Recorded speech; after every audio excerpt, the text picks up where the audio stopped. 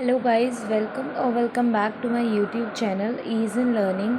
Our today's topic is role of teacher in facilitating learning and classroom management that comes under learning and teaching और ये बहुत important और बहुत बार आया हुआ क्वेश्चन है.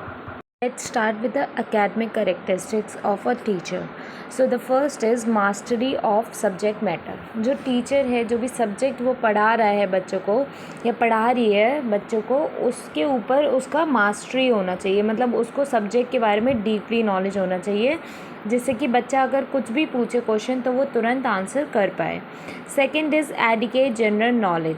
अब ज़रूरी नहीं है कि जो सब्जेक्ट टीचर पढ़ा रहा है उसी की सिर्फ डीपली नॉलेज होनी चाहिए, वो नैरोअर पॉइंट हो जाएगा. जो टीचर है वो ऑल राउंडर होता है, तो उसको जनरल नॉलेज भी होनी चाहिए, मतलब वाइडर एस्पेक्ट भी पता होना चाहिए, जनरल जो हमारी लाइफ में काम में आते हैं. Third is thirst for knowledge. Teacher को हमेशा सीखने के लिए तैयार रहना चाहिए, हमेशा लर्निंग गेन करने के लिए तैयार रहना चाहिए. Fourth is fluency in expression. अब जो भी वो पढ़ा रहे हैं वो इतना अच्छे से फ्लुएंट वे में पढ़ाएं कि बच्चों से उनका इंटरेक्शन बहुत अच्छा हो पाए और बच्चों की उसमें इंटरेस्ट, उस सब्जेक्ट में इंटरेस्ट और इंक्रीज़ हो. Now let's move on to professional characteristics of a teacher. First is adequate professional training. Teaching process में आने से पहले उनकी जो प्रोफेशनल ट्रेनिंग है वो हो जानी चाहिए. Then second is in service training. हर टीचर को 6 मंथ्स या 1 ईयर की तो इन सर्विस ट्रेनिंग प्रॉपरली करनी ही चाहिए. Third is teaching experience. जब आप पढ़ाते हैं तो आपको बहुत अच्छे से एक्सपीरियंस आता है कि आपको कैसे क्लास को हैंडल करना है, क्या सब चीज़ें मैनेज करनी है, लेसन प्लानिंग कैसे करनी है.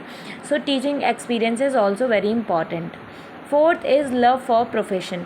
अगर आप टीचर बनना चाहते हैं और आपको उस चीज़ में इंटरेस्ट ही नहीं है तो आप पढ़ा ही नहीं पाएंगे, तो इसलिए आपको अपने प्रोफेशन के लिए प्यार होना चाहिए. Fifth is progressive outlook.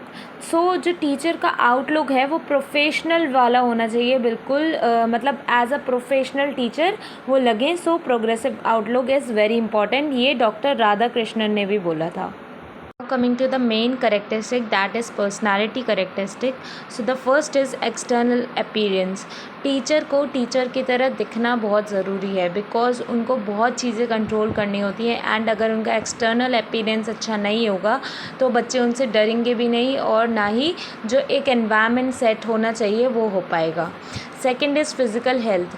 Teacher को फ़िज़िकली एकदम फिट होना चाहिए, बिकॉज़ उनको काफ़ी काम करने रहने पड़ते हैं और सिर्फ उनको टीचिंग ही नहीं करनी पड़ती है, बाकी और चीज़ों का भी बहुत ध्यान रखना पड़ता है, इसलिए physical health is mandatory. Third is emotional and mental health. कई बार सिचुएशन आ जाती हैं अलग अलग जिसमें टीचर को इमोशनली फिट रहना पड़ता है और मेंटली भी स्ट्रॉन्ग रहना पड़ता है उस सिचुएशन से डील करने के लिए. Fourth is good intellect. Teacher की जो इमेजिनेशन है वो वर्सटाइल होनी चाहिए, डीप अंडरस्टैंडिंग होनी चाहिए, पावर ऑफ डिस्क्रिमिनेशन होना चाहिए, ओरिजिनलिटी होनी चाहिए एंड गुड मेमोरी. ये सब गुड इंटेलेक्ट में ही आएंगे. Fifth is love for children. अगर टीचर जो हैं वो सिर्फ रूड ही बिहेव करेंगी चिल्ड्रन से, बच्चों के साथ में केवल गुस्से से ही बिहेव करेंगी, तो जो बच्चे हैं उनका उनसे इंटरेक्शन नहीं बन पाएगा. So love for children is very mandatory. Sixth is sense of humour. Teacher के अंदर सेंस ऑफ ह्यूमर बहुत ज़रूरी है. It is a very great asset in his work और हर वर्क. सो जो वाइस टीचर होते हैं उनको सेंस ऑफ ह्यूमर रखना बहुत ज़रूरी है. सेंस ऑफ ह्यूमर का मतलब है कि आपको प्रेजेंस ऑफ माइंड रखना चाहिए कि आपसे कभी भी कोई भी क्वेश्चन पूछा जाए और आप उसका सही टाइम पे सही आंसर करें. Seventh is punctuality. अगर आप टीचर के प्रोफेशन में जा रहे हैं सो पंक्चुअलिटी इज़ मस्ट. आपको जो टाइम दिया गया है स्कूल में एंट्री करने का, आपको उस टाइम पे बहुत पंक्चुअल रहना पड़ेगा एंड आपको सारा काम पंक्चुअलिटी के साथ ही करना पड़ेगा. And the last is justice and impartiality. अगर आप टीचर प्रोफेशन में जा रहे हैं तो आपको हर बच्चों को सेम नज़रिए से देखना पड़ेगा.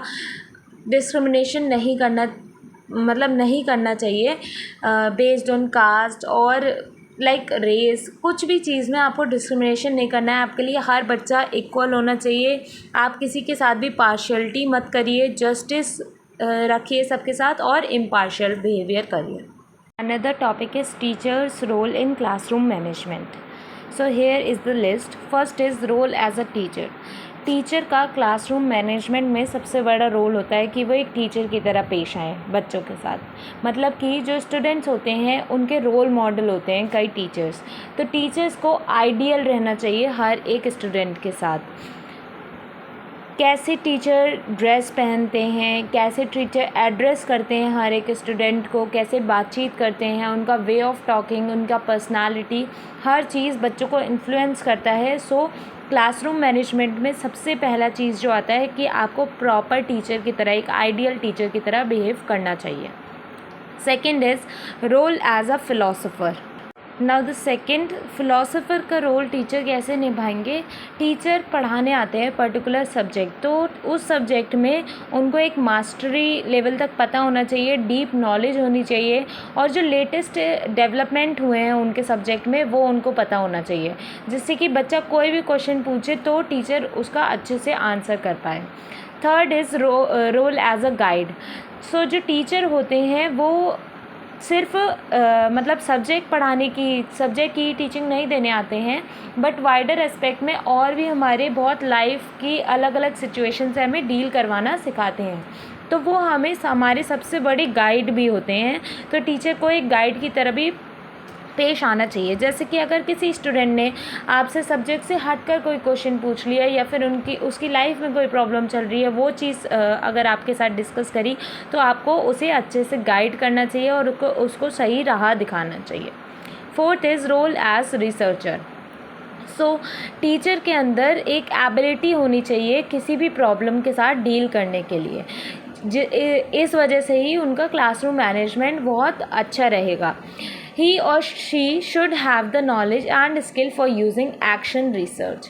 उनको रिसर्च के लिए तुरंत तैयार होना चाहिए और उनके अंदर ये स्किल होनी चाहिए।